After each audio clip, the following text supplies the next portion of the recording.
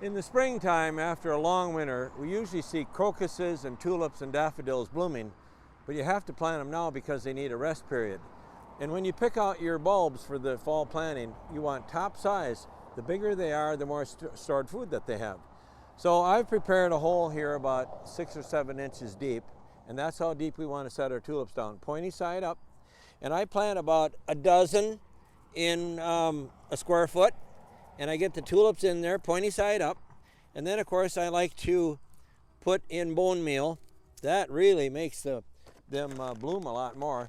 And I use about a tablespoon per bulb. And then I cover them with my soil. You should water them too, water them in. And you want to get them down about 6 or 7 inches.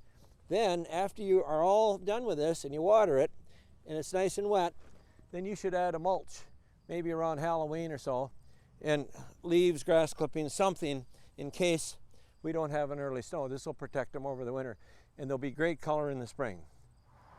Besides planting fall bulbs now, there's one other thing that's going on in our yards, and that's plants that are starting to shed their leaves that are already done with their life cycle, like arborvitaes. This is a globe arborvitae, and they're not dying, but the inside leaves that were new 3 years ago are shedding, whether it's the round type like the globe or the upright ones. That just reminds me to water them once in a while in the fall.